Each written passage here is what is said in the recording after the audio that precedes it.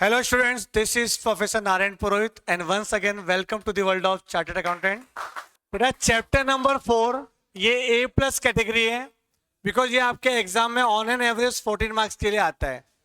2 साल के पहले ना ये 17 मार्क्स के लिए भी आया हुआ था और लास्ट 2-3 अटेम्प्ट में ये 14 मार्क्स का समझ के चलो 14 मार्क्स मतलब 14 क्वेश्चन आ रहे हैं अपने 1-4।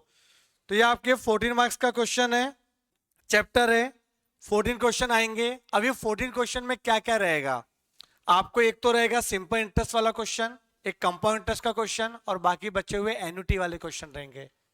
तो यहाँ पे ऐसा है कि 6 से 7 क्वेश्चन रहेंगे आपके सिंपल और कंपाउंड इंटरेस्ट के और बाकी के पूरे जो 10 क्वेश्चन या फिर 9 क्वेश्चन रहेंगे वो क्या आएंगे, एन्युटी वाले रहेंगे। जो एन्युटी अपन ने मैथ्स 2 में पढ़ा था चैप्टर नंबर 2 क्या था यार, इंश्योरेंस एंड एन्युटी, और अपना यहाँ पे पढ़ना है इंटरेस्ट एंड एन्युटी। वहां क्या पढ़ा था अपन ने, इंश्योरेंस एंड एन्युटी। और एन्युटी आपको पता भी रहेगा क्या होता है एन्युटी, आपने 12th किया रहेगा, पोर्शन तो हुआ ना 12th में। तो इस 12th में आपका जो एन्युटी वाला कॉन्सेप्ट है ना वो पूरा का पूरा यहाँ पे काम आने वाला है।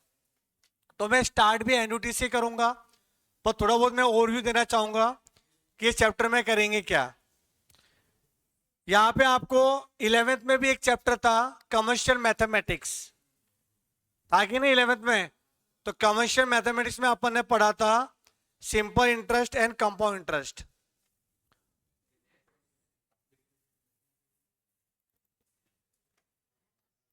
तो ध्यान देना बेटा, यहां पे ये पढ़ा था हम लोग ने 11th में simple interest compound interest. SI का 3 फॉर्मूला है, सीआई का 3 फॉर्मूला है। कौन सा 3 फॉर्मूला याद मैं दिलाता हूं आपको। अगर मुझे एसआई का क्वेश्चन आया तो पहला एसआई निकालने का फॉर्मूला है P into N into are upon 100। बेटा P का मतलब होता है प्रिंसिपल अमाउंट, प्रिंसिपल वैल्यू या प्रेजेंट वैल्यू या इन्वेस्टमेंट वैल्यू या बोरोड वैल्यू। तो बोरोइंग तो कर सकते हैं, अपन लोन भी ले सकते हैं। मतलब आज आपने कितना पैसा कहीं इन्वेस्टमेंट किया, आज आपने कितना लोन लिया, उसको बोलेंगे P। आज का वैल्यू को P बोलते हैं। एन का मतलब होता है टाइम पीरियड, कितने टाइम के लिए आपने लिया है। देखो एन को नंबर ऑफ ईयर नहीं बोलने का, कि always number of year N नहीं होता। क्योंकि भी ऐसा भी क्वेश्चन आता है compounded yearly, compounded half yearly, compounded quarterly, तो वहां पे एन चेंज हो जाता है आपका। तो एन ना बोल के क्या बोलने का पता है इसको, टाइम पीरियड, टी बोलने का, टाइम पीरियड। और आर का मतलब होता है रेट ऑफ इंटरेस्ट। तो ये फॉर्मूला तो आपने स्कूल के टाइम भी पढ़ा रहेगा, P into N into are upon 100। उसके बाद सेकेंड फॉर्मूला है ए निकालने का। A means future value. Future value कैसे आएगा, जितना पैसा जमा किया वो तो मिलेगा ही आपको, प्लस इंटरेस्ट भी तो मिलेगा, मस्क का मार के मिलेगा पैसा, समझे। उस मस्क को क्या बोलेंगे, इंटरेस्ट, कितना एक्स्ट्रा अमाउंट अपने को मिल रहा है। तो whatever investment amount plus simple interest is A. But SI का फॉर्मूला तो P into N into are upon 100 है ना। तो आपका ए का एक और फॉर्मूला बन जाएगा। इन दोनों में देखो P कॉमन ले लेता हूं मैं। अगर मैं P कॉमन ले लेता हूं तो क्या आएगा, 1 प्लस एन आर अपॉन 100। तो आपके 3 फॉर्मूले बन गए।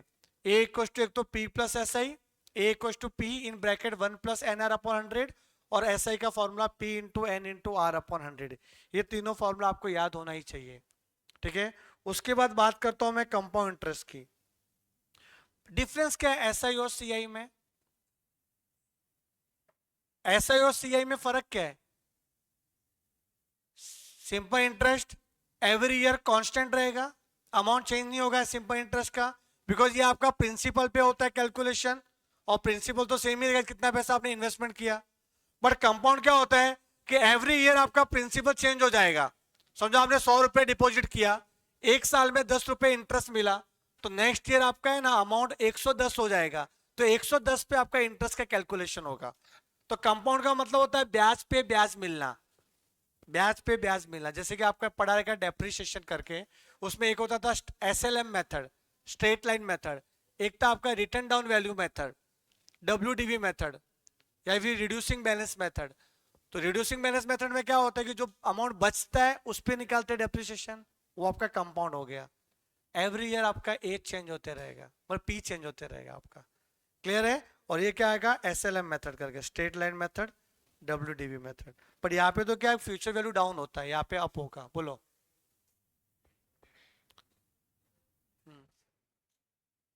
हाँ तो कर लो ना, मेरे पास नहीं भाई। हाँ सिर्फ वैल्यू कम होता है इसमें, और कुछ नहीं। तो अभी कंपाउंड इंटरेस्ट में 3 फॉर्मूले याद रखना बेटा इसमें भी। पहला है A equal to P 1+I⁻n। यहां पे I का मतलब क्या होता है, R/100। रेट को आप डेसिमल में लिखो, समझो रेट दिया हुआ है 7%, तो क्या आएगा 0.07। क्या आएगा 0.07। मतलब जो भी रेट रहेगा ना उसको डिवाइड कर लो 100 से। उसके बाद n तो n ही होगा, p वही a वही। देखो a और p में फर्क समझो क्या होता है। p का मतलब होता है कि आप कितना पैसा जमा कर रहे हो, तो जमा तो आज ही करोगे। और a मतलब कि फ्यूचर में कितना मिलेगा, ये फ्यूचर की बात हो रही है, वो होगा आपका a मतलब मैच्योरिटी वैल्यू। a में इंटरेस्ट भी इंक्लूड हो जाता है। 100 रुपए जमा किए, मैं बैंक के पास गया, बैंक ये 100 रुपए रख, ये 100 रुपए मेरे पास पड़े रहेंगे, तो एक का डबल तो होने वाला नहीं है। पर मैं आपको दूंगा तो आप मेरे पैसों को यूज करोगे, तो आप मुझे पैसे पे और पैसा दोगे इंटरेस्ट के नाम पे। तो मैं आपके पास 5 साल बाद आऊंगा पैसा लेने के लिए, तो जब मैं उसके बाद 5 साल बाद जाऊंगा पैसा लेने के लिए, तब मुझे कितना पैसा मिलेगा उसको बोलेंगे ए। तो ए बोले तो future value, maturity value, accumulated amount. पता है कि नहीं, ये सब अपना ए होता है। और पी मतलब आज की वैल्यू क्या होगी, आज मैं बोरोइंग कर सकता हूँ, इन्वेस्टमेंट भी कर सकता हूँ, तो आज की वैल्यू को पी बोलेंगे। ये सब मैंने नोट्स में कवर किया क्या क्या बोलते हैं उसको। एन और आई को ढूंढने में बहुत ही दिक्कत नहीं होती बेटा, बहुत आसान है। रेट दिया है परसेंटेज में, वो आई हो गया, और ईयर में दिया हुआ अपना एन हो गया। दिक्कत क्या होती है ए और पी में, और इंटरेस्ट में भी कभी भी दिक्कत होती है कि इंटरेस्ट है कि क्या है वो। तो यहां पे देखना, पहला ये फॉर्मूला, रुको बाद में लिखाता हूं मैं आपको, पहले देख लो ये पहला फॉर्मूला। अब कंपाउंड इंटरेस्ट का फॉर्मूला क्या होता है, future value minus present value. 5 साल के बाद बैंक ने आपको 200 रुपए दिए, और आपने जमा किया था समझो 150 रुपए। 150 रुपए जमा किया, 200 रुपए मिला, कितना एक्स्ट्रा मिला, 50 रुपए। उसको बोलेंगे कंपाउंड इंटरेस्ट या फिर सिंपल इंटरेस्ट, दोनों एक ही बात है। अब कंपाउंड इंटरेस्ट का एक और फॉर्मूला है, P in bracket 1+I⁻n-1, 1+I⁻n-1, ये वाला फॉर्मूला है। कैसे आया ये वाला फॉर्मूला बताऊं मैं प्रूफ करके। देखो A इक्वल टू क्या बोला था मैंने, नहीं CI इक्वल टू क्या बोला था, A-P। अब A का फॉर्मूला क्या है, P इन ब्रैकेट 1+I⁻n, अभी ऊपर लिखा था ये, और P का P, तो P कॉमन ले लो, 1+I⁻n-1। आया समझ में? अच्छा एक क्वेश्चन मैं आपको देता हूं, कैलकुलेटर में करके बताना। क्वेश्चन ये है कि आपने समझो 10,000 रुपए बैंक में इन्वेस्टमेंट किए, डिपॉजिट किया, वन टाइम इन्वेस्टमेंट, और 5 साल के लिए पैसे रखे थे। रेट ऑफ इंटरेस्ट आपका 8% पर एनम। तो मुझे फटाफट बताओ कि ए कितना होगा, ये क्वेश्चन है। कंपाउंड इंटरेस्ट, समझे, कंपाउंड इंटरेस्ट का क्वेश्चन है।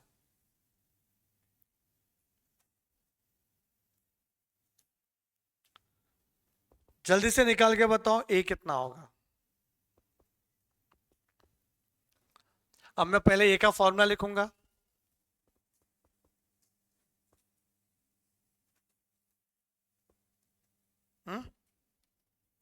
पी कितना 10,000, आई कितना होगा पता है 0.08। जो भी 8%, इसको 8 को 100 से डिवाइड कर लो, 8/100 0.08। एन कितना 5। तो ये कितना हो गया पता है 1.08। तो 1.08 पे ऊपर 5 पावर करना है, तो इनटू 4 बार equals to equals to equals to equals to equals to, जो भी आ रहा है उसमें मल्टीप्लाई कर दो 10,000। कितना आ रहा है 14,693 पॉइंट चिल्लर, ठीक है ना। तो क्या आएगा 14,693। समझ में आ रहा है? 0.28 आ रहा है। अच्छा, शॉर्टकट क्या है? शॉर्टकट ये है, आप 10,000 कैलसियम में लिखेंगे। अब इसमें 8% का इंक्रीमेंट होगा every year till 5th year, तो +8% +8% +8% +8% +8% करके देखो।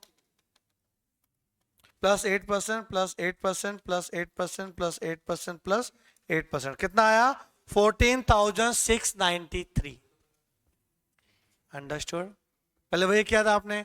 ये कंपाउंड इंटरेस्ट में ही कर सकते हैं, सिंपल में नहीं कर सकते। +8% +8%, क्योंकि सिंपल में तो क्या होता है कि प्रिंसिपल चेंज नहीं होता, ओरिजिनल अमाउंट पे अपने को ब्याज मिलेगा।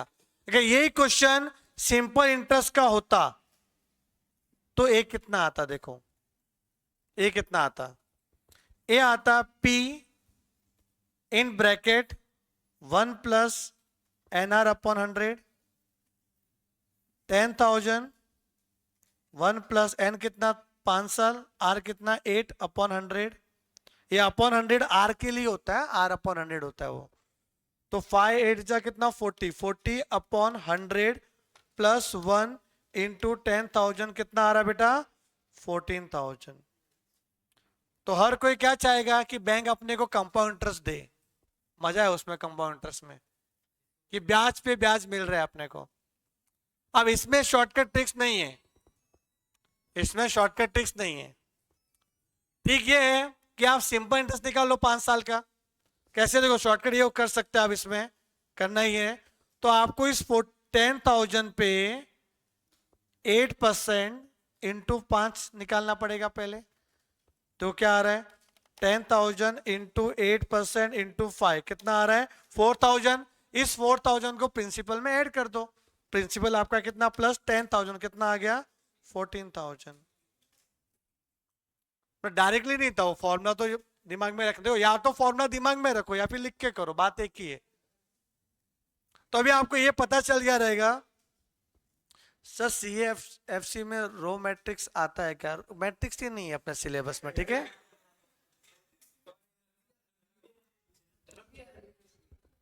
हाँ ओके सर, कितना प्यार से ओके सर नहीं आता। नहीं मैं समझ गया, मैं समझ गया।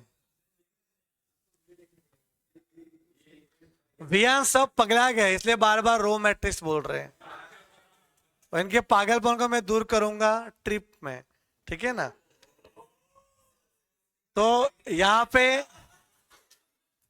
14,000 ये आपका सिंपल इंटरेस्ट में आया। देखो सिंपल इंटरेस्ट कंपाउंड इंटरेस्ट में, simple interest is always less than compound interest. ये दिमाग, अगर आपका इन्वेस्टमेंट 1 साल से ज्यादा रहेगा तो, अगर 1 साल के लिए पैसे डालना है ना, तो जो SI दो कि CI दो, फर्क क्या पड़ता है? उतना ही पैसा मिलेगा अपने को।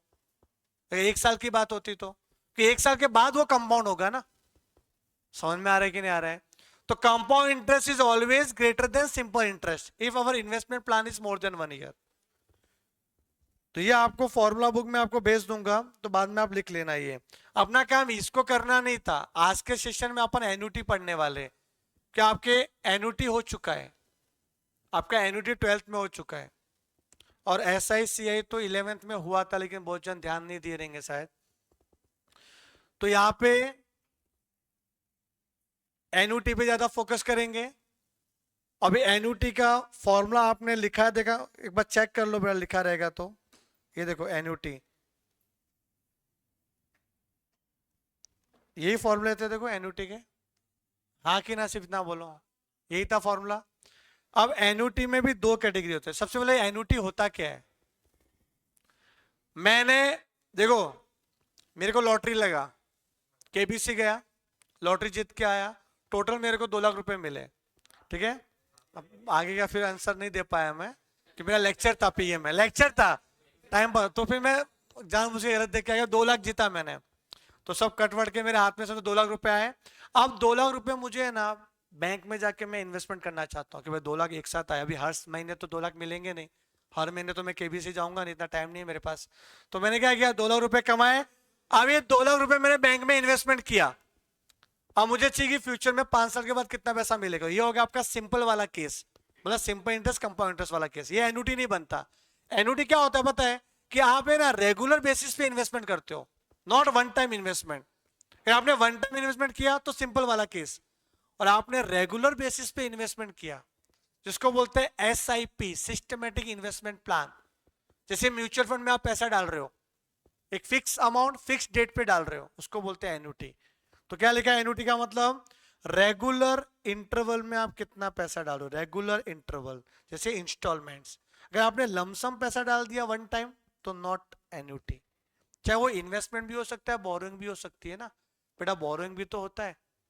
क्या आपने लोन ले लिया तो हाउसिंग लोन पे करना पड़ता है, हर महीने हफ्ता आता है। समझो आपने आईफोन परचेस किया, वन टाइम EMI पे लिया, समझे, EMI पे आपने आईफोन ले लिया, समझो हर महीने आपको 5,000 पे करने को आ रहा है, हर महीने 5,000 दे दो, तो वो आपका क्या हो गया, एन्युटी हो गया। बोला जब आपकी मम्मी आपको पॉकेट मनी दे रही है तो भी क्या हो गया, एन्युटी हो गया। आपने इंश्योरेंस करवाया, इंश्योरेंस का प्रीमियम पे कर रहे हो हर महीने हर साल, ये भी एन्युटी हो गया। मतलब रेगुलर बेसिस पे आपका पैसे का फ्लो होना चाहिए। अब वो फ्लो इनफ्लो भी हो सकता है, आउटफ्लो भी हो सकता है, दोनों केस हो सकते हैं बेटा, समझे। तो इनफ्लो भी हो सकता है, आउटफ्लो भी हो सकता है, तो वो क्या हो गया, एन्युटी। अब फ्लो कब हो रहा है, हर साल खत्म होने के बाद पैसा दे रहे हो कि पहले दे रहे हो। तो इसमें दो केस है, एक होता है एन्युटी रेगुलर, जिसको आपके 12th में क्या बोला है पता है, एन्युटी इमीडिएट। क्या बोला है, एन्युटी इमीडिएट, नाम है इमीडिएट बट पेमेंट एंडिंग में दे रहे हैं, तो उसको इमीडिएट बोलना गलत था, पर फिर भी 12th में लिखा है गलत, तो हम वही पढ़ रहे गलत। फाउंडेशन में इसका जिक्र नहीं हुआ है एन्युटी इमीडिएट का, वो एन्युटी रेगुलर बोलते हैं। कि रेगुलर क्या होता है, कि हमें कुछ नहीं बोला जाए ना तो अपन एंडिंग में ही पेमेंट करते हैं, वो रेगुलर है।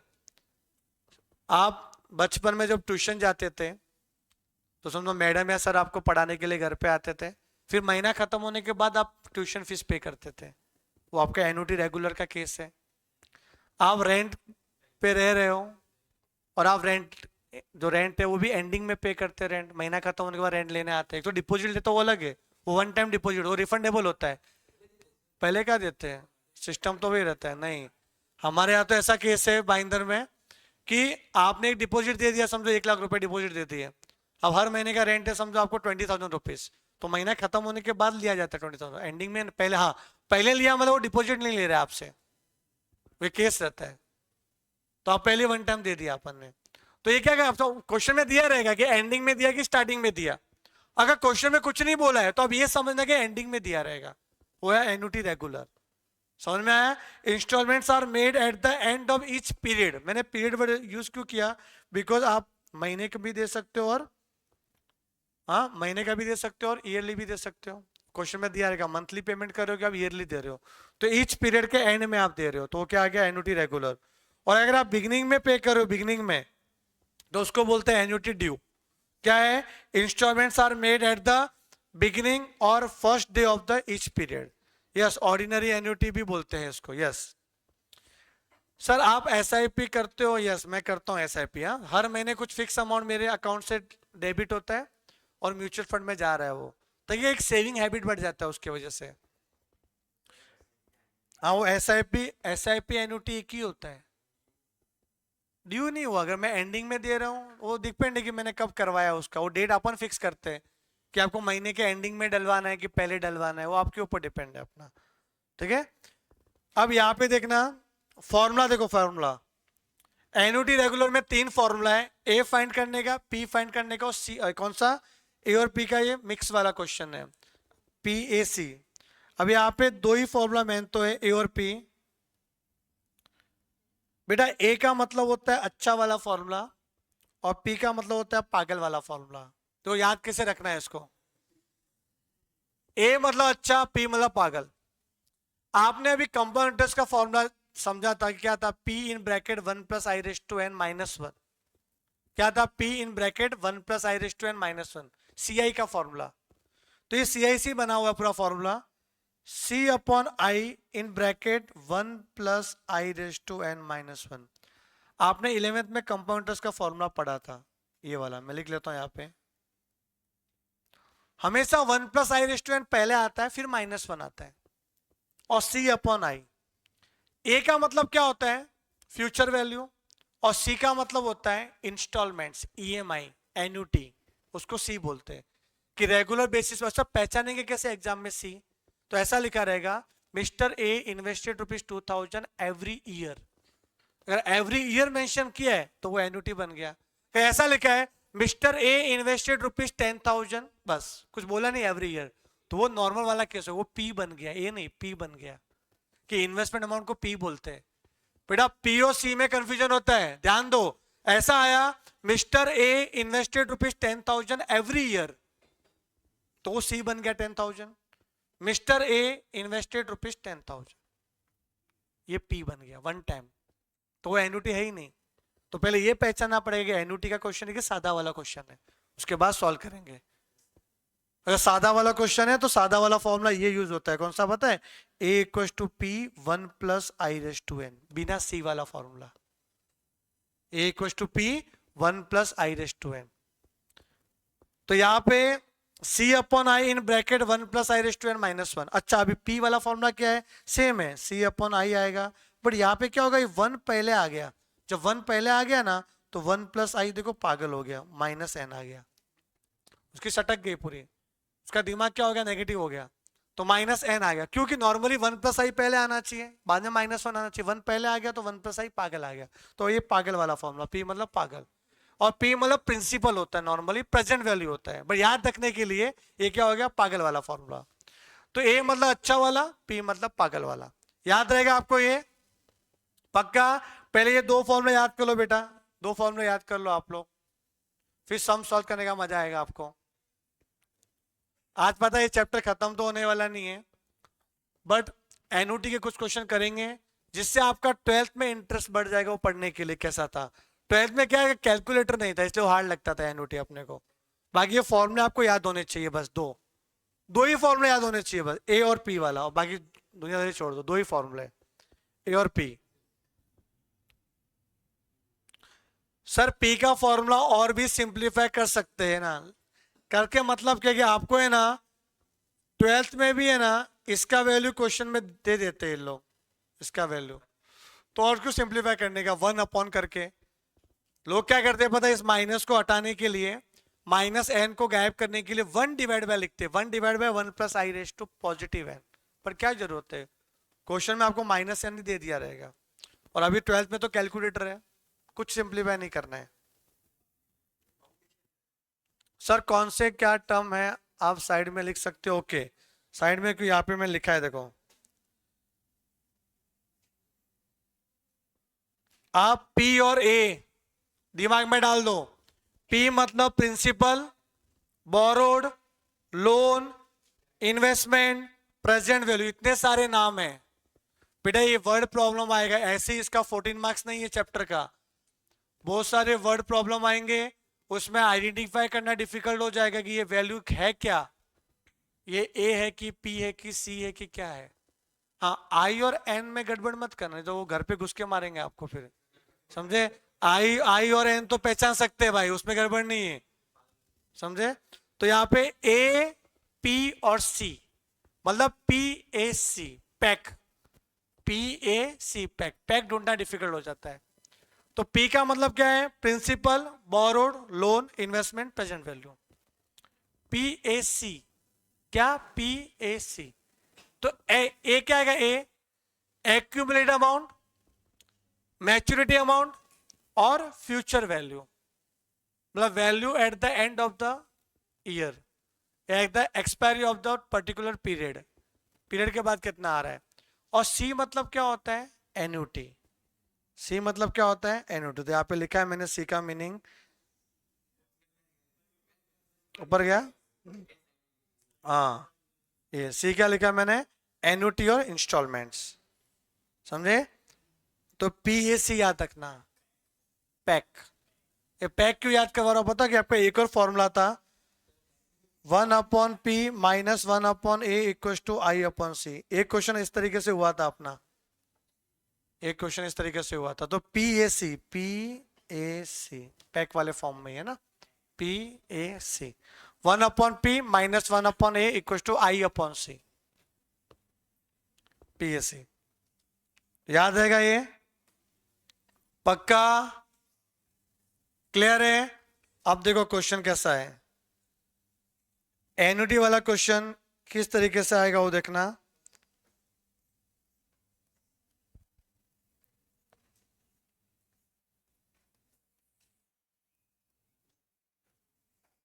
ये वाला क्वेश्चन पहला,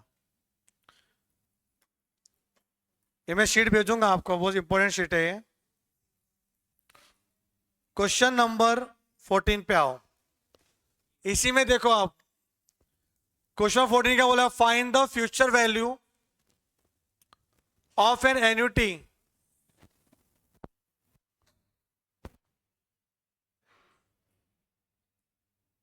एन क्या है सर, एन बेटा नंबर ऑफ ईयर है, कोई time period. Sir generally A P से बड़ा होता है ना, yes A is always greater than P. बेटा ए है ना, A is always greater than P, future value ज्यादा ही होगा। Find the future value of an annuity of ₹5,000 made annually for 6 years at an interest rate of 12% compounded annually if 1 plus 0.12 का 6 power, ये power में 6 power इतना है। Question में लिखा हुआ है find the future value of annuity 5,000, तो एन्युटी कितना है 5,000, सी कितना आ गया 5,000,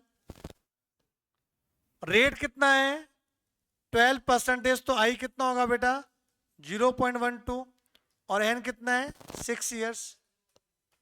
फाइंड द फ्यूचर वैल्यू, उसको ए बोलेंगे फ्यूचर वैल्यू को। ए का फॉर्मूला क्या है, C upon I in bracket 1 plus I raise to N minus 1। C 5,000, I 0.12, 1.12 पे 6 पावर माइनस 1। तो कैलकुलेटर लो, पहले 1.12 का 6 पावर करो, 2 3 4 5 6, दिया है 1.9738 और आप भी कह रहा है 1.9738, तो जो दिया वो सही है। उसके बाद -1 मल्टीप्लाई 5,000 डिवाइड बाय 0.12 कितना आ रहा है 40,575.94, जो आपके ऑप्शन ए के ज्यादा करीब है, नहीं ऑप्शन सी के। ऑप्शन कौन सा है, 40,005, हाँ सी के करीब है। आपसे इतना सारा गैप क्यों आ रहा है, बिकॉज इन्होंने जो दिया है ना वो आपको लेना है, तो अगर वो लेके करें तो कितना आ रहा है इधर 1.9738 माइनस 1 इंटू 5,000 डिवाइड बाय 0.12 आ रहा है 40,575,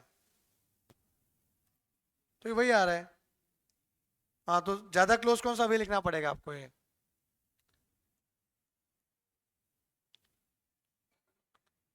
कैल्शियम में पावर कैसे करना है, देखो इनटू इक्वल टू क्या है 1.12 into equal to equal to equal to equal to equal to 5 बार इक्वल टू करना है।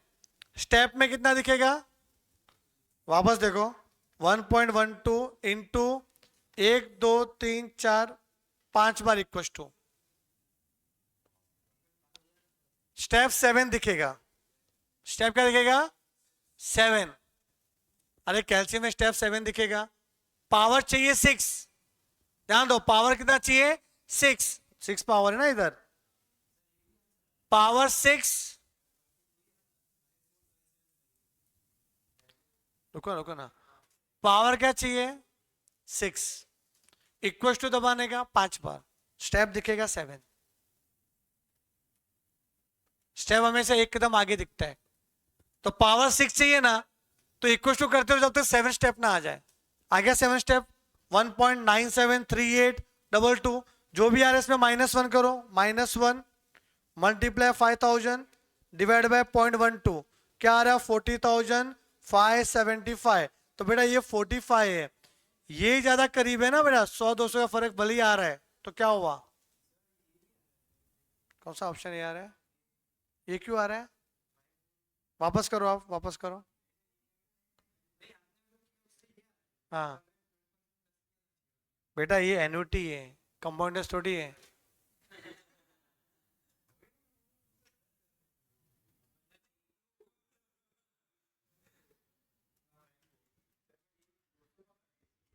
बेटा ये एग्जाम का क्वेश्चन है। एग्जामिनर क्या बोलता है पता है यहाँ पे?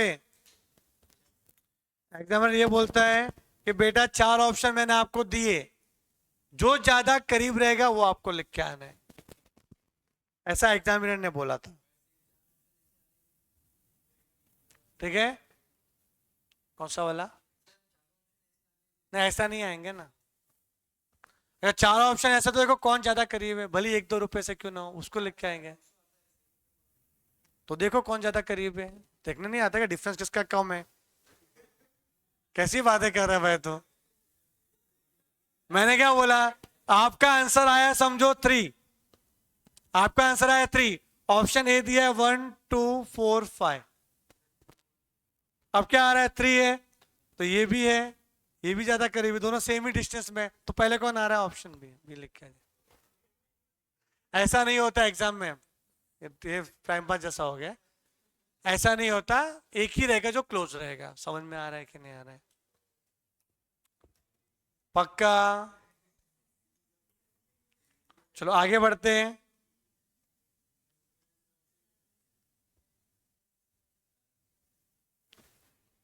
Question number 15।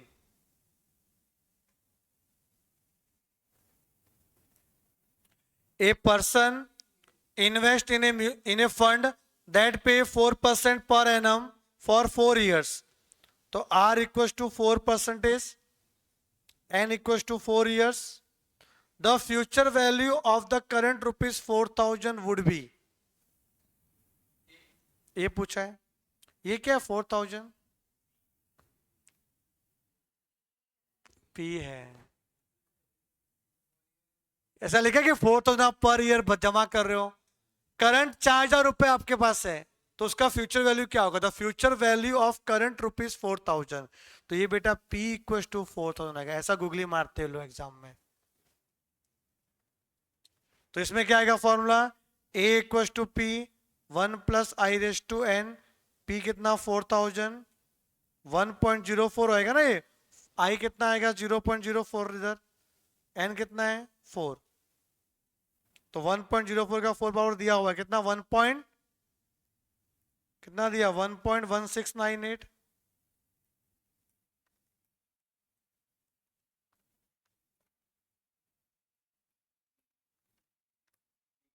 कितना आ रहा है? 4679.2। समझ में आ रहा है? मैं से आपको बता रहा हूँ कि कैसे गड़बड़ होती है।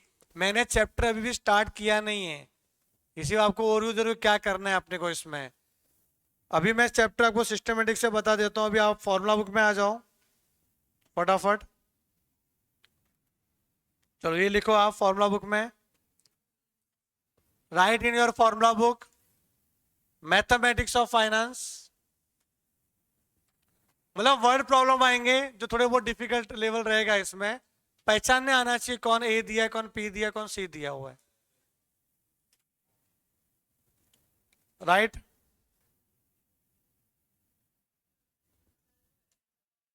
कौन सा? बोलो क्या है? हाँ कंपाउंड इंटरेस्ट का कुछ दिया नहीं रहेगा तो दोनों समझ रहेगा, कंपाउंड इंटरेस्ट ही रहेगा उसमें। कि आपको जो इन्फॉर्मेशन दी हुई है ना 1.04 रेस टू 4 वगैरह दिया, रेस टू आ गया मतलब कंपाउंड ही रहेगा आपका। लिखा तो नहीं था इसमें। चलो लिखो ये फॉर्मूला।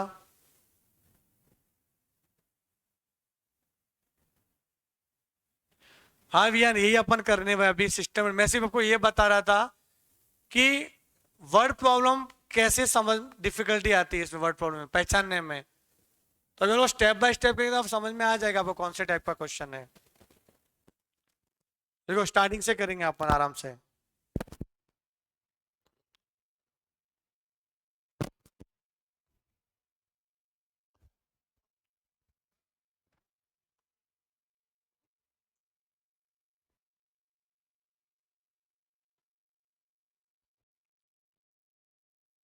ये 6 फॉर्मूला याद करने हैं अपने को।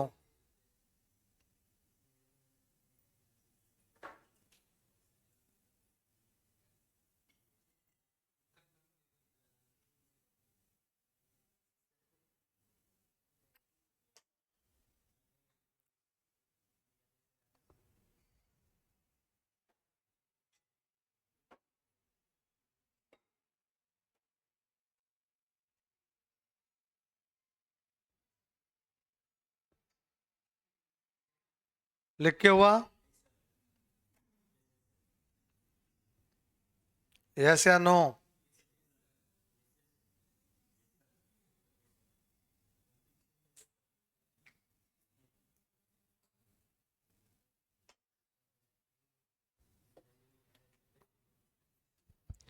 तो यहाँ पे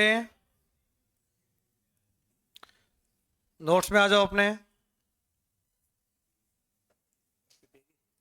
हाँ बना। बेटा यहाँ पे ना क्वेश्चन नंबर कौन सा कर रहे हैं अपन? अटेम्प्ट योरसेल्फ नहीं, क्लास वर्क 1 पे आ जाओ। तुम लोग टैलेंटेड हो, सीधा क्लास वर्क 1 से करेंगे स्टार्ट।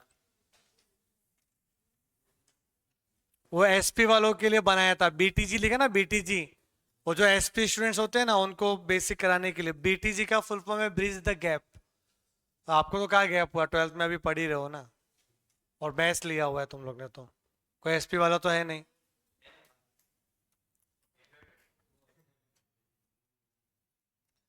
इतना लिखा आपने, ये इतना ही लिखना था इसमें, इतना ही, स्क्रॉल वगैरह कुछ नहीं। अच्छा ये भी लिखना था, हाँ तो ठीक है, एक क्वेश्चन करते हैं बाद में लिखते हैं। अब यहाँ पे question number 1,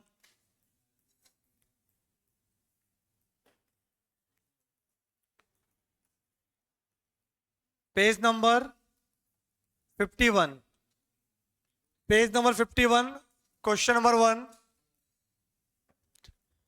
A sum of rupees 46,875 was lent out at a simple interest, and at the end of 1 year 8 months the total amount was rupees 50,000.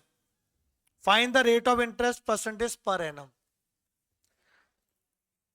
बेटा लेंट आउट का मतलब होता है इन्वेस्टमेंट, और इन्वेस्टमेंट वैल्यू को बोलते हैं पी। तो आपने 46,875 जमा किए, तो इसको बोलेंगे अपन पी, इन्वेस्टमेंट वैल्यू।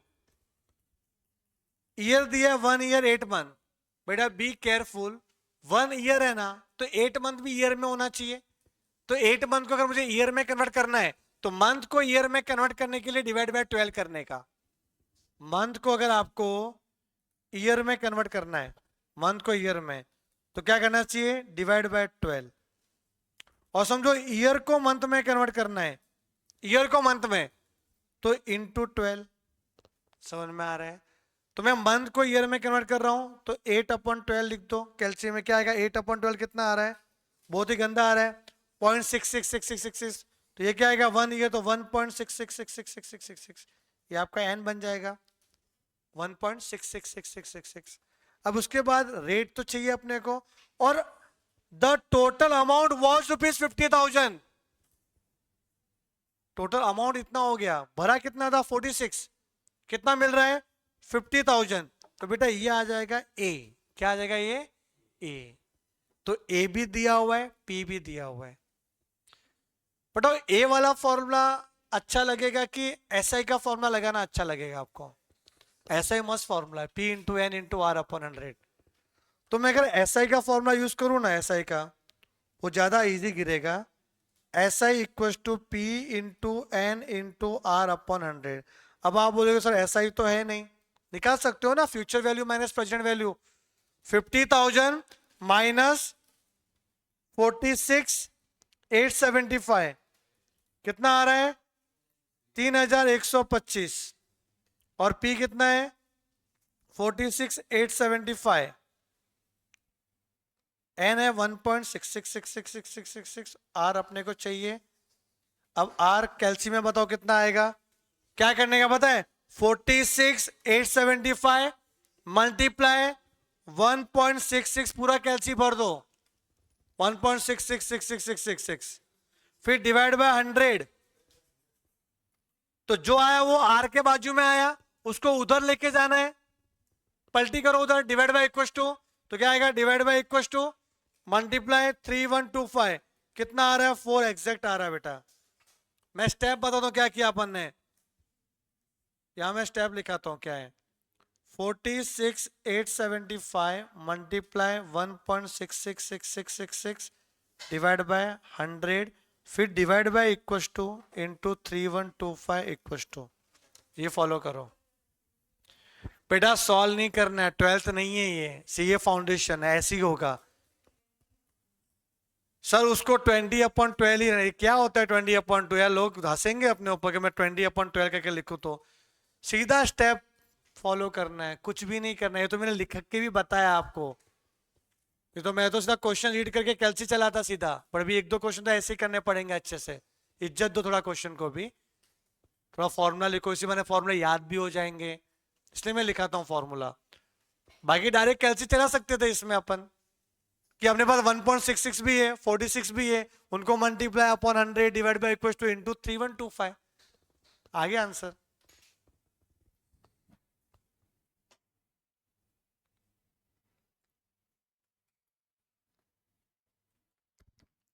अगर हम लोग फाउंडेशन में ना रिक्वेस्ट करेंगे, गिड़गिड़ाएंगे, तो भी आपको एक्स्ट्रा शीट नहीं मिलेगी। बस समझो अगर मेरे जैसा कोई बंदा आया, एग्जामिनर आया, जिसको दया भावना आ गई आपके ऊपर, जो आती रहती है हर दिन, तो वो दे सकता है एक्स्ट्रा शीट, वो उसके ऊपर डिपेंड होता है कि कैसा आता है वो। पर रूल क्या है कि भाई एक ही शीट मिलेगा आपने, बस ये रूल है। बाकी जितने भी फाउंडेशन के एग्जाम दिए उनसे एक बार पूछ लेना आप लोग भी, क्या तुमको एक्स्ट्रा शीट मिला था क्या, वो नसीब है मिल गया तो मिल गया, लेकिन रूल क्या है वही अपन बता सकते हैं, मैं बोल नहीं सकता कुछ होगा कि नहीं होगा। हाँ मैं एग्जामिनर बन जाता हूँ, जब बुढ़ापा आएगा तो पढ़ाना छोड़ दूंगा तो मैं एग्जामिनर बनेगा।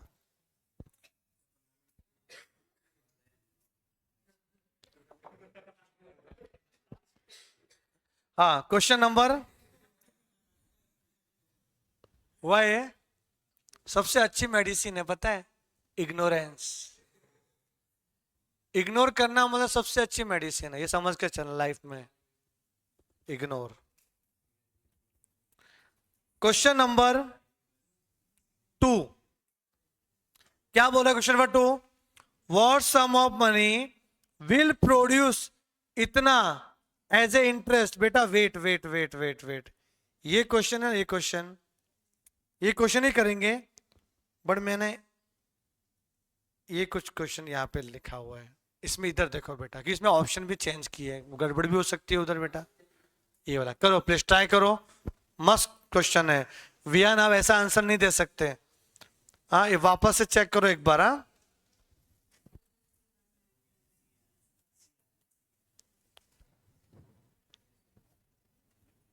ट्राई करो, मतलब कुछ बात रहेगी इसमें, ट्राई करो।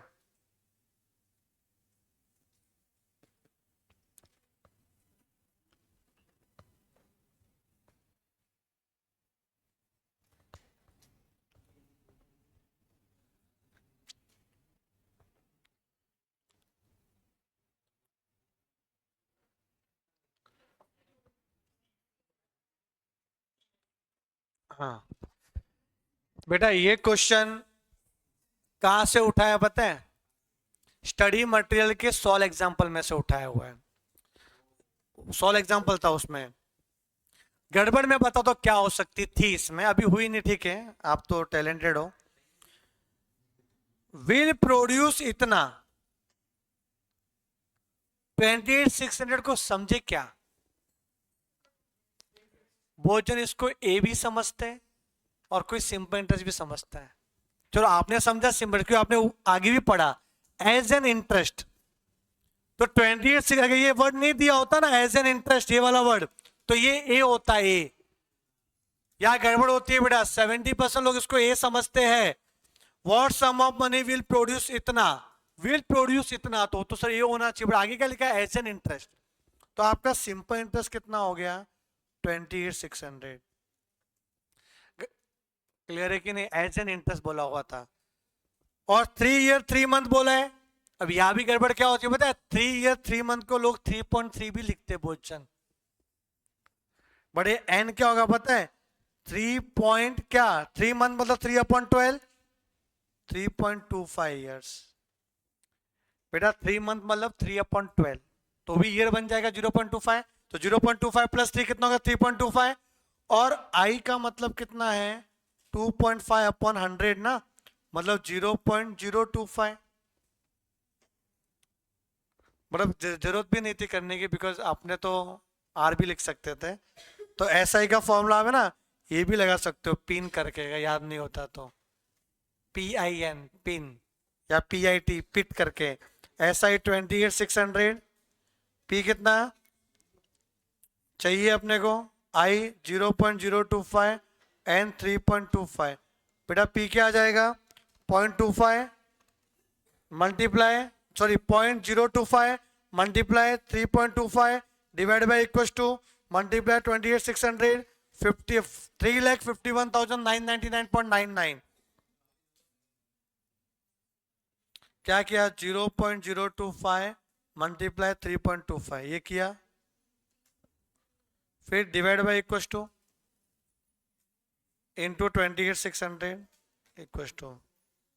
अरे इसको ए समझ के करेंगे तो आंसर 26,450 आएगा। वो भी मैंने लिया कैल्शियम इसमें ऑप्शन में, वो मेरे उसमें बुक में नहीं था। हाँ बेटा, अगर आप इसको ए समझते तो आपका आंसर 26,450 आता, पी का वैल्यू। इसलिए वो क्वेश्चन दिया। तो आपका आंसर क्या आएगा? 3,52,000।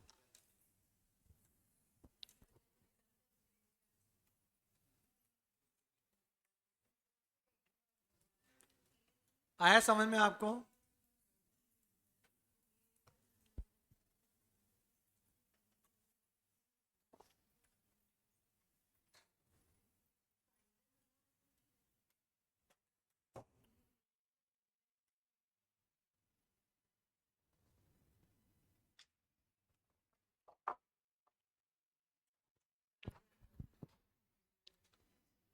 बेटा वापस समझो, what sum of money will produce, कौन से अमाउंट पे इंटरेस्ट लगता है? कौन सा अमाउंट अपने को इंटरेस्ट देगा?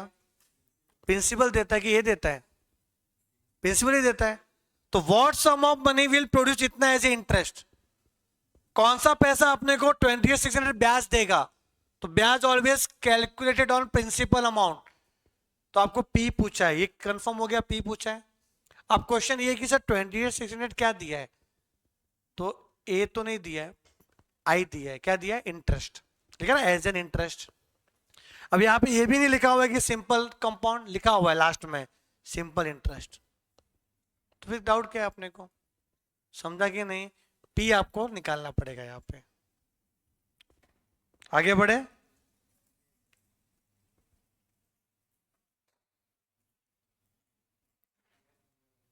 क्वेश्चन नंबर 3,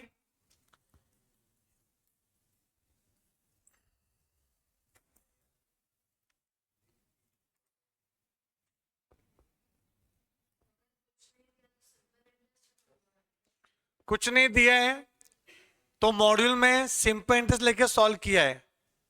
बट रूल क्या बोलता है कि कुछ नहीं दिया है ना, तो मार्केट में क्या चलता है? कंपाउंड इंटरेस्ट, कि ब्याज पे ब्याज होता है। सिंपल पुराना हो गया। आप खुद सोच के देखो कि मैंने कि 3 साल के लिए इन्वेस्टमेंट किया और मैं इंटरेस्ट का अमाउंट विड्रॉ भी नहीं कर रहा हूं, वो तो पड़ा है इंटरेस्ट का अमाउंट, उसके पास ही पड़ा है। तो मुझे सेकेंड ईयर में इंटरेस्ट पे भी इंटरेस्ट लगना चाहिए ना, फिर मेरा पैसा तो बढ़ गया ना। समझे कि नहीं? तो कंपाउंड हम करेंगे क्या एग्जाम में? तो दोनों करके देखना पड़ेगा कौन सा आंसर आ रहा है। तो पहले ट्राई करने का सिंपल इंटरेस्ट से, नहीं आ रहा है ऑप्शन में तो कंपाउंड इंटरेस्ट से, वो आ जाएगा। ये रूल है, दोनों करना पड़ेगा। इन व्हाट टाइम विल इतना अमाउंट टू इतना एट 4.5% पर एनम। अब टाइम पूछा है, कितने अमाउंट टाइम पे आपका 85,000 कितना बन जाएगा? 157,675। तो question number 3, in what time, मतलब N equal to question mark 85 amounts to इतना। तो 85 मतलब प्रिंसिपल पी 85,000, वो कितना बन रहा है? 157 675, तो ऐसा ही कितना हो जाएगा, a minus P 157 675 minus 85,000, it's comes to 72,675।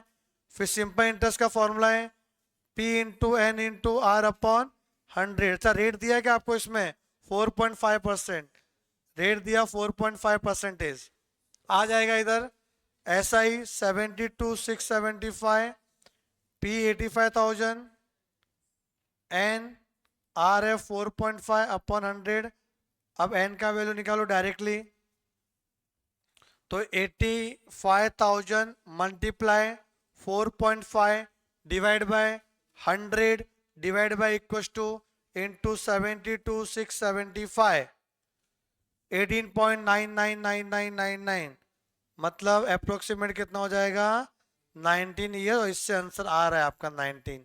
नहीं आता तो इसको मैं कंपाउंड इंटरेस्ट के थ्रू करता, और वो मैं अभी करके बताता हूँ क्या है, कि वो भी नॉलेज लेना जरूरी है। अगर सम में दिया होता कि कंपाउंड इंटरेस्ट का ये, तो वही करना पड़ता अपने को।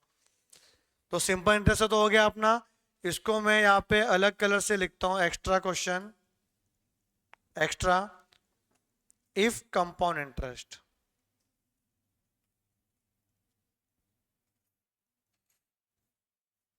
तो क्या होता, ये तो समझा ना, सिंपल इंटरेस्ट का क्वेश्चन सिंपल था, सिंपल है बेटा ये सब में। कंपाउंड इंटरेस्ट का फॉर्मूला मैं बताता हूं, a equal to P 1 plus I raise to N, लिखा है मैंने अभी, वो अप्लाई करो। a equal to P 1 plus I raise to N. अच्छा i क्या आएगा, 4.5 डिवाइड बाय 100, 0.045।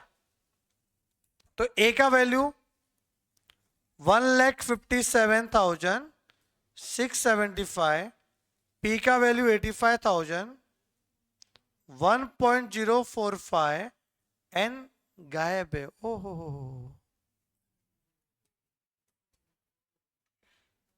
ओहो हो, क्या करें अभी, 157,675 डिवाइड बाय 85,000, उसको y डिवाइड बाय होगा ये, तो आएगा 1.855।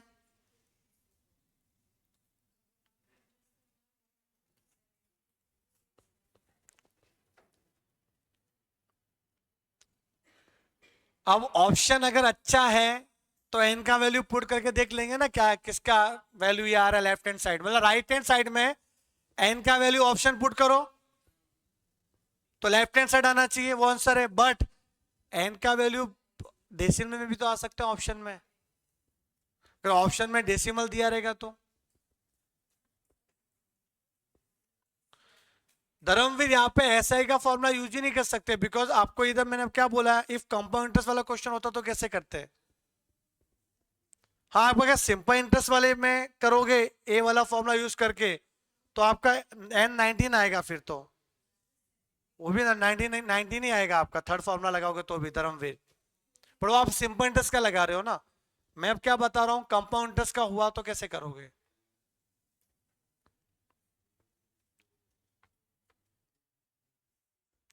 अब बेटा यहां पे by taking log on both the side,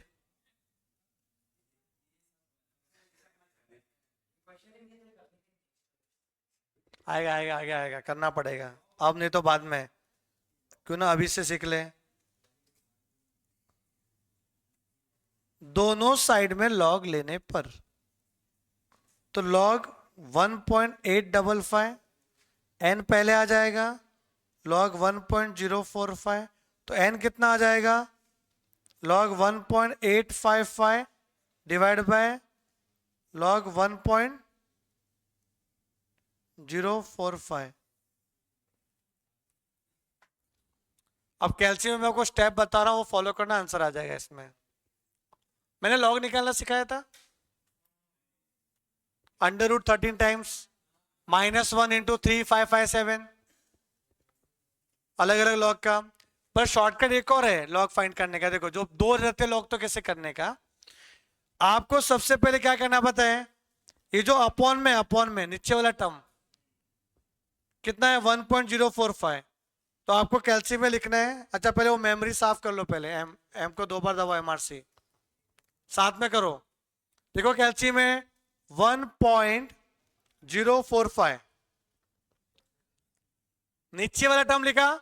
अब अंडर रूट दबाओ 13 बार, 1 2 3 4 5 6 7 8 9 10 11 12 13 आ रहा है लास्ट में 537316, 537316 आ रहा है। अंडर रूट दबाया 13 बार। अब -1 दिया ना, m प्लस दबाओ, m प्लस कितना आ रहा है 0.000053716, m प्लस दबाया। अब ऊपर वाले टर्म को करना है।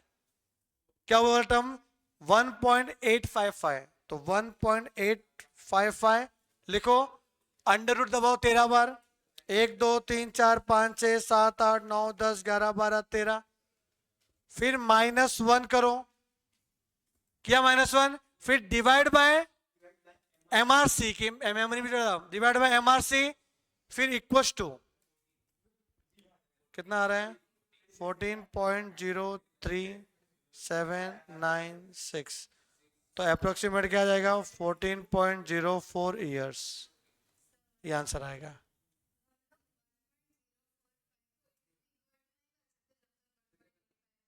कर सकते हैं ना, नहीं मैं ये बता रहा हूं कभी कभी ना ऑप्शन में डेसिमल में भी दिया रहेगा, तो कैसे करोगे, है क्वेश्चन वो भी। मतलब आप n का वैल्यू क्या पुट करना चाहते हो, बट कितनी बार करेंगे ऑप्शन, वो काउंट करेंगे, लेकिन ऑप्शन में अगर डेसिमल में दिया रहेगा तो, अरे आप ऑप्शन वाइज जाओगे ना, एग्जैक्ट फिगर थोड़ी ना आएगा, एग्जैक्ट नहीं आएगा ना वो। चलो मैं करता हूं, ये देखो इन्होंने जो बोला क्या है 1.045 कैल्शियम में लिखो बेटा, 1.045 कैल्शियम में लिखो, लिखा, मल्टीप्लाई दबाओ। अब इक्वल टू प्रेस करते हो जब तक कि 1.855 ना आ जाए, 1.855 आना चाहिए, 14 पॉइंट समथिंग आएगा, मैं भी आगे निकल गया। वापस करते 1.045 इंटू इक्वल टू करो, आराम से आराम से आराम से। हाँ 1.851 आ रहा है, 855 चाहिए ना, तो 15 आया इस टाइम, मतलब 14 पावर है, मतलब 14 पॉइंट समथिंग होगा। आप सोचो ऑप्शन में अगर 14 पॉइंट समथिंग दिया है और बाकी सब ऑप्शन 17 दिए 13 दिए वो, तो फिर आपका आंसर वो आएगा 14 पॉइंट समथिंग। पर अगर सारे पॉइंट डेसिमल में दिए तो कैसे होगा फिर, समझो आपके ऑप्शन ऐसे दिए 14.2, 14.03, 14.29, 14.5 ऐसा दिया ऑप्शन, तो भी गड़बड़ हो जाएगी, फिर नहीं कर सकते ये वाला ऐसा। हाँ वही करना है ना, वो मैं कह रहा हूँ, नॉलेज सब लेना है अपने को, जो करके क्या आएंगे, जो ऑप्शन कैसा दिया है, अगर ऑप्शन में डेसिमल ही नहीं है तो मैं ये लफड़ा पालूंगा ही नहीं, मैं तो इधर ही कर दूंगा ऑप्शन देख के कि एन क्या है।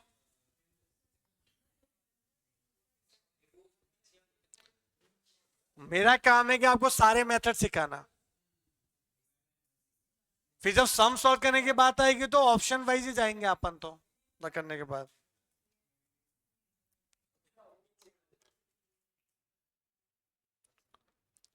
रणवीर अगर 1.851 आ रहा है, मतलब स्टेप में कितना 15 दिख रहा है, देखो रणवीर आपका क्या कैल्शियम में 1.851 आया और स्टेप में आपको क्या दिख रहा है 15। अब 15 स्टेप में दिखा मतलब 14 पावर है, देखो ये आपका 1.855 आना चाहिए, बट 851 आ रहा है, मतलब आपका आंसर 14 पॉइंट समथिंग ही होगा, 14 पॉइंट समथिंग होगा ऐसा, वो सोचना है आपको। तो 14 पॉइंट समथिंग मतलब सब अगर ऑप्शन में 14 पॉइंट समथिंग रहेंगे तो फिर लफड़ा हो जाएगा, वैसा मैं बोल रहा हूँ, तो फिर लॉन्ग लेना ही पड़ेगा। लॉन्ग में भी ये शॉर्टकट तरीका है, हाँ शॉर्टकट बताता हूँ मैं क्या है, फिर से कैसे करेंगे, रुको।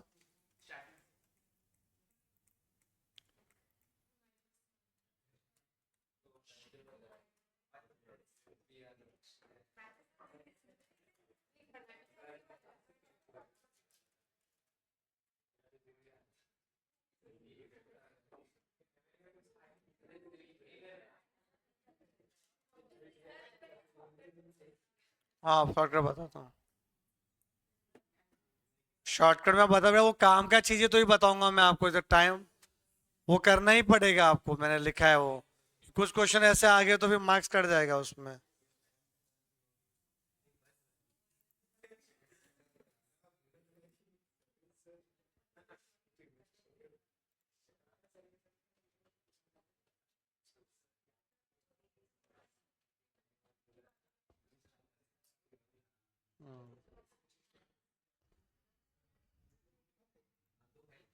बेटा ध्यान दो इधर।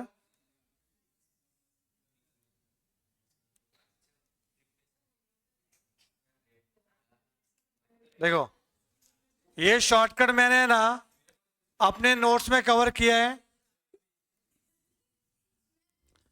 मैं शॉर्टकट बता रहा हूं मैं। अगर कोई भी log a to the base b दिया हुआ है, मतलब ऐसा दिया है log a upon log b, इसको पढ़ते log a to the base b।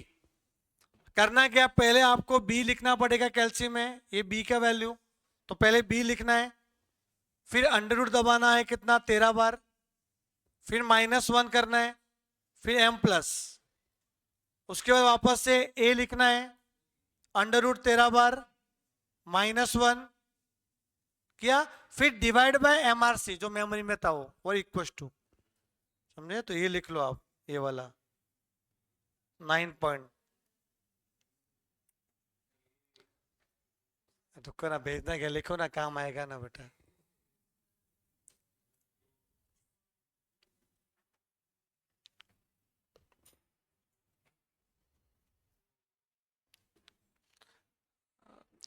दो घंटे के अंदर पूरा मैथ सॉल्व करना है तो भी शॉर्टकट तो बनता है। और अभी रेगुलर लेक्चर में आप पूरा नॉलेज लो बेटा, मैं यही बोलूंगा आपको, फिर आधा अधूरा नहीं कि एग्जाम में अटपटा क्वेश्चन आ गया जिसमें ऑप्शन भी अटपटे पूरे एकदम ज्यादा क्लोज है, तो फिर ऐसा नहीं होना चाहिए सर ने बताया नहीं था वो टाइम पे।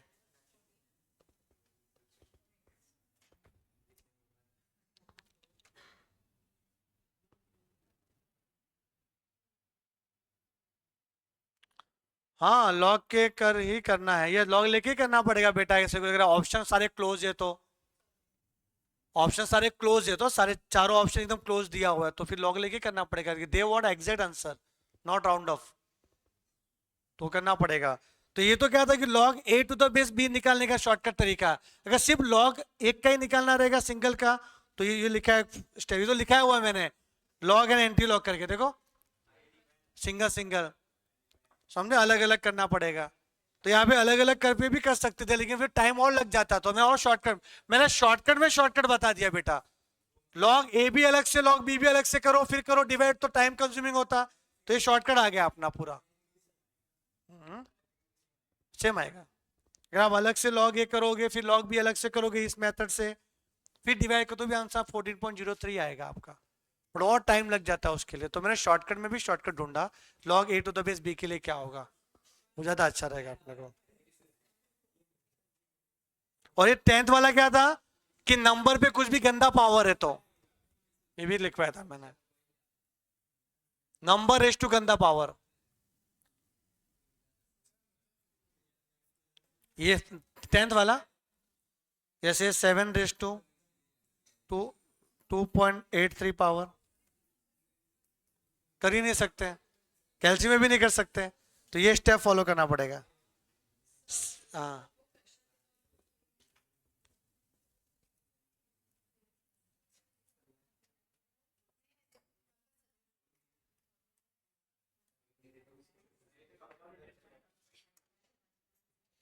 इसको देखना, ये वाला, ये वाला अपन में क्या 1.045, तो पहले अपन वाले टर्म को लिखना पड़ेगा, अंडर रूट 13 बार -1 m+, हाँ कंपाउंड।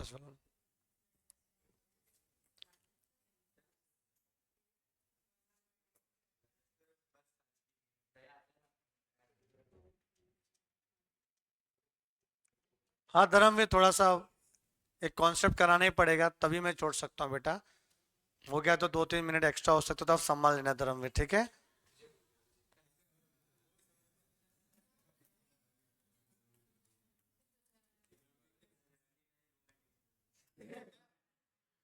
हाँ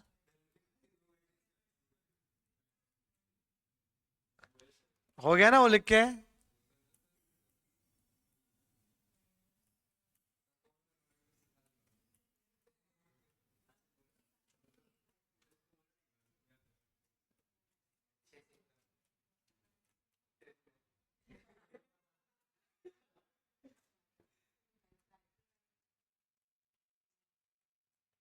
हाँ, ये वाला क्वेश्चन,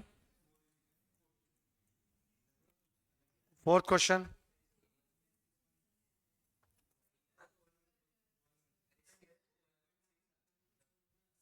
अरे हाँ, ये सी ऑप्शन चेंज करो।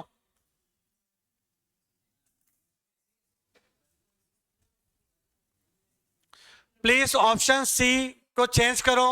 1 ईयर 6 मंथ। पीछे आंसर मत देखना बस। बेटा क्या कर रहे तू? पर मैंने क्या बोला कि ऑप्शन सी आंसर आएगा? सी आ रहा है। अब लगता है 5 मिनट एक्सटेंड करना पड़ेगा लगता है। बड़ा गलत है वो। तुम्हारे साथ धोखा हो रहा है अभी, पता है? चल कपट हो रहा है तुम्हारे साथ। हाँ, तेरे कैल्सी में बता, यहाँ पे आओ। कैल्सी लेके आओ, कैल्सी लेके आओ, कैल्सी लेके आओ। मैंने आपको कैल्सी खरीदने से पहले कुछ बताया था। ये हटाया नहीं? एम हटाया? हाँ हटाया, पक्का हटाया था। 5 डिवाइड बाई, हाँ सही है। होगा, देखो क्या है। 1.045, 1.045 अंडर रूट 1 2 3 4 5 6 7 8 9 10 11 12 13 -1 m+, फिर 1.855, 1 2 3 4 5 6 7 8 9 10 11 12 13 -1 divide by MRC equals to.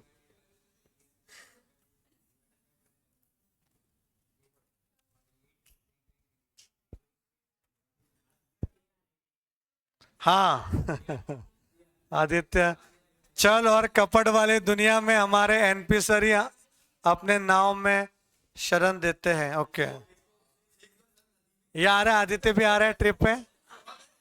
Trip पे आ रहा है आदित्य। हाँ, नहीं है?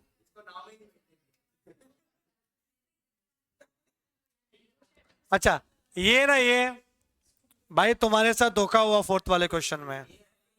नहीं नहीं, पी कितना है? 8,500। ए कितना है? 10,200। आर 12.5%। टी चाहिए, मतलब ये एन चाहिए। एन टी एक ही है, तो इसका डिफरेंस तो होगा ऐसा ही। कितना आएगा? 10,200 -8,500। अच्छा, अगर आपने ऐसा ही नहीं किया और थर्ड वाला फॉर्मूला लगाया ए वाला, तो भी आंसर तो सेम ही आएगा बेटा। तो ना वो ए का फॉर्मूला पी ब्रैकेट 1 + NR/100, उससे भी सेम ही आंसर आएगा, बट ये ज्यादा अच्छा लग रहा है मेरे को एसआई वाला। तो एसआई का formula P into N into R/100। आपने कुछ ऐसे ही किया था, 8,500 इंटू एन इंटू 12.5/100। तो एन का वैल्यू कितना आया था?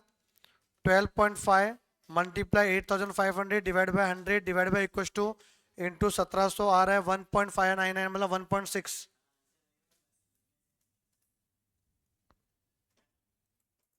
अब 1.6 ईयर आया, तो बेटा 1 ईयर एंड ये जो 0.6 से ये ईयर में है, तो ईयर को मंथ में कन्वर्ट करने के लिए क्या करते हैं? ईयर को मंथ में कन्वर्ट करने के लिए क्या करते हैं? ईयर को मंथ में कन्वर्ट करना है तो मल्टीप्लाई 12 करना पड़ेगा ना बाबू। ठीक है, मंथ्स। तो 1 ईयर एंड 7.2 मंथ्स। आपने ये सोचा कि एक साल में 10 महीने होते हैं, वो हिसाब से आपने 6 मंथ लिख दिया। 1 ईयर 7 मंथ्स एंड 0.2 जो मंथ है उसको डेज में कन्वर्ट करने के लिए क्या करेंगे? अगर मंथ को डेज में कन्वर्ट करना है तो 30 से मल्टीप्लाई करेंगे तो 1 ईयर 7 मंथ्स एंड 6 डेज। अब डेज में सुबह शाम नहीं चाहिए अपने को, ठीक है, तो 6 डेज ये एग्जैक्ट आंसर है इसका। अब 6 दिन ठीक है ना, 15 दिन से ज्यादा होता तो अपन एक और महीना ऐड कर लेते राउंड ऑफ के लिए। ये आंसर है 6 डेज, तो इसका आंसर आएगा बेटा, बेटा गलती आपकी नहीं है, बहुत सारे प्रोफेसर लोग का मैंने सॉल्यूशन देखा था जो सिर्फ 12th पढ़ाते हैं और फाउंडेशन नहीं कराते, गड़बड़ किया था उन्होंने बहुत। उन्होंने 1 ईयर 6 मंथ ही लिखा था, बोले वो राउंड ऑफ ही आएगा। नेट में भी अवेलेबल है कुछ, तो गलती होती है सबसे। तो ये आएगा 1 year 7 month and 6 days.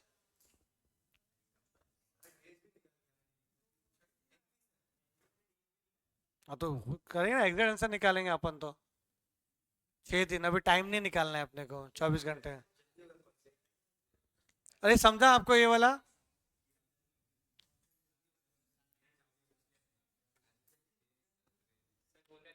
One 1.666 आया, किसका आया 1.666? सर ए एंड पी वाला यूज किया। ओ रुको भाई, गड़बड़ गड़बड़ गड़बड़, अरे इधर लफड़ा हो गया यार, इधर कोई कोई हाथ नहीं छोड़ेगा। यहाँ पे ए और पी वाला यूज किया ना, तो उसका एन का वैल्यू 1.66 आ रहा है। देखो अगर आप ये वाला फॉर्मूला यूज करते हो तो क्या होगा, 10,200, पी कितना है,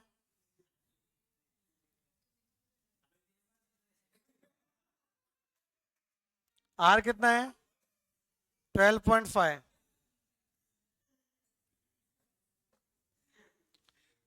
तो कितना आ रहा है ये? हाँ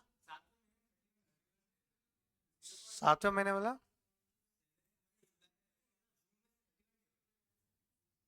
जून कैसे आ गया?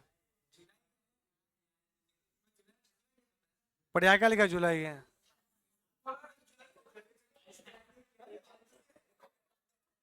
ज्यादा पढ़ लियो,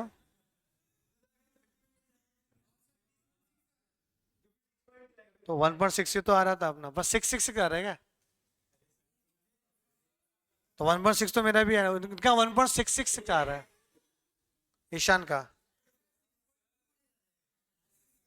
10,200 डिवाइड बाय 8,500, तो ये 1.2 हो गया। ये 1 प्लस ये कितना आ रहा है 0.125 एन, तो ये तो 1 माइनस होगा ना इधर, तो 0.2 इक्वल टू एन कितना आएगा, बोलो बेटा। आपका क्या 1.66 आ रहा है, एग्जैक्ट 1.6 आ रहा है बेटा, तो सेम आया ना इससे भी, ऊपर वाले आए 1.6 आया, फिर ये सब नाटक करना बाद में। तो अब ये वाला फॉर्मूला यूज किया तो भी सही आंसर आ रहा है आपका ईशान।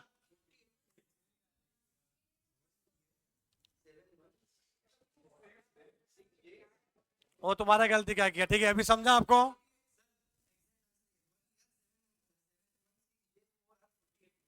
ओके यहां तक क्लियर है क्या?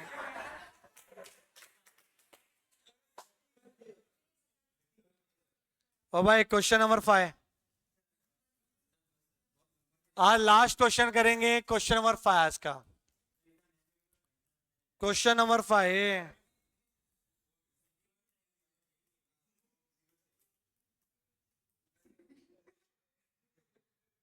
Question number 5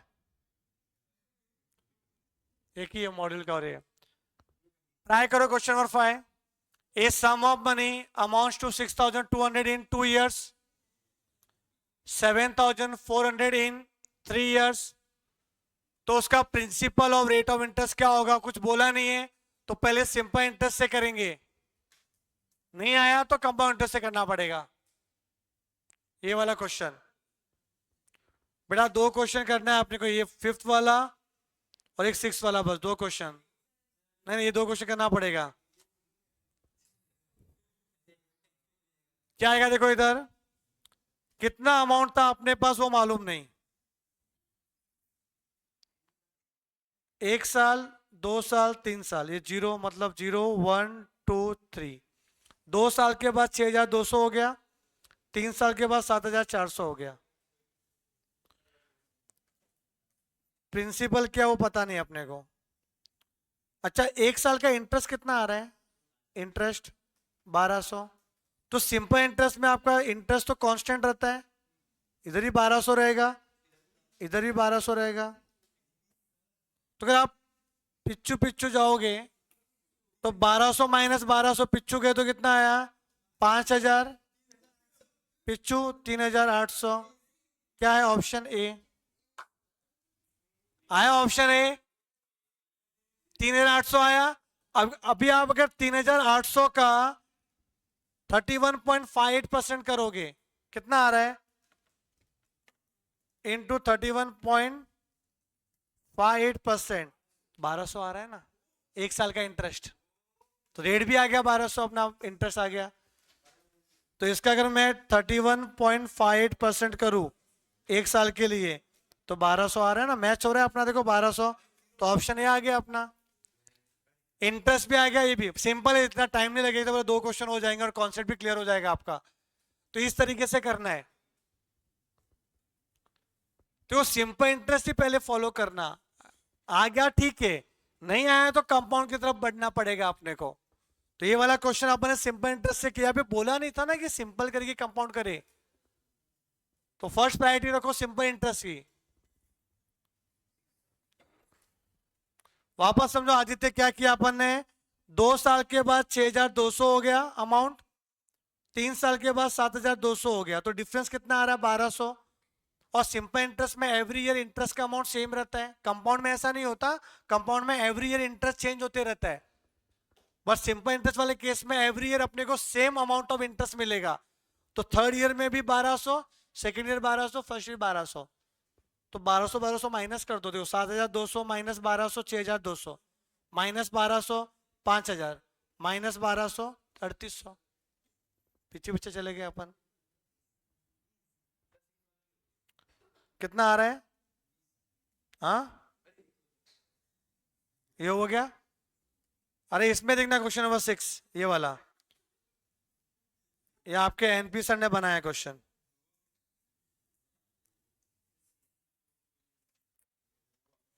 A sum of money amounts to rupees 6050 in 2 years and rupees 6650 in 3 years. The principal and rate of interest are.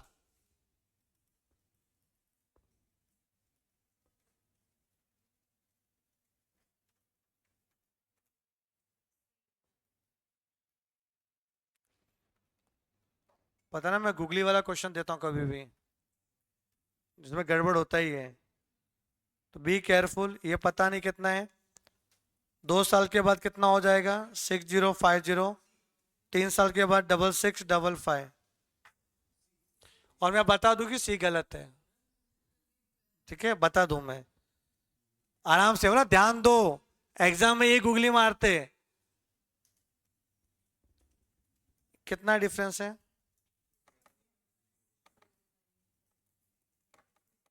605। अगर उसको सिंपल इंटरेस्ट समझू तो ये 605 माइनस करेंगे तो 6050,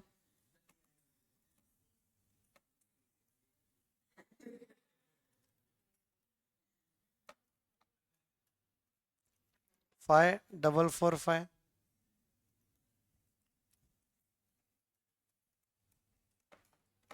4840। ऐसा देख के लग रहा है कि ये पी आना चाहिए। अगर मैं 4840 पे 12% करूं, 1 साल का इंटरेस्ट कितना आ रहा है? इंटू 12%, 580 आ रहा है, which 580.8 which is not equal to 605। तो ये तो सी तो नहीं आ सकता भाई, कोई कितना ही बोले सी नहीं आ सकता अपना। और ये भी तय हो गया कि भाई सिंपल इंटरेस्ट का क्वेश्चन नहीं है ये, क्योंकि सिम्प्लीनेस का होता तो प्रिंसिपल तो वही आता आपका 4840, किसी भी ऑप्शन में 4840 है ही नहीं। तो यहां से क्लियर हो गया कि ये क्वेश्चन सिंपल इंटरेस्ट वाला नहीं है, तो कंपाउंड इंटरेस्ट का क्वेश्चन होगा। और कंपाउंड तो सिंपल से ज्यादा इजी है, मैं बताता हूं।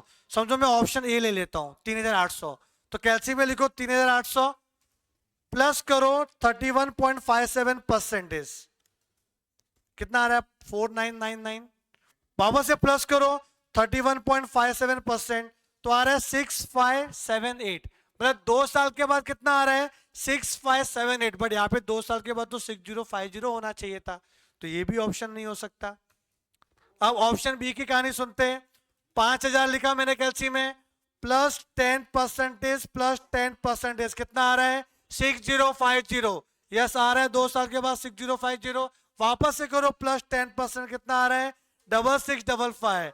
ओके, तो यहां पे आपका आंसर आ रहा है ऑप्शन बी इज करेक्ट। समझ में आ रहा है? तो option B is correct, option B. बेटे ये समझा लो कि एग्जाम में गूगली कैसे होता है और फेल होने का रीजन क्या रहता है बच्चे लोग को, कि मैथ्स में इतना अच्छा करने के बाद भी सब कुछ अच्छा है, जिसका 12th में समझो 90+ भी आया रहेगा मैथ्स में, फिर भी क्यों ऐसा है कि भाई मैथ्स में गड़बड़ होगी फाउंडेशन को लेके। कैसे ट्रिकी क्वेश्चन आते हैं, स्टार्टिंग में देखने पे वो सही आ रहा है बट होता नहीं है, बस ये चीज है। लिख लो बेटा ये वाला क्वेश्चन, क्वेश्चन का फोटो ले लो चाहिए तो, इसका फोटो लेके ग्रुप में भेज देना। पीडीएफ थोड़ा पूरा कराने के बाद ही भेजना अच्छा रहेगा ना, पूरा विथ सॉल्यूशन सबका आ जाएगा, एक्स्ट्रा मत करो, ठीक है। तो थैंक यू सो मच, मिलते हैं अगले सेशन के लिए, तब तक के लिए bye bye, take care and thank you so much.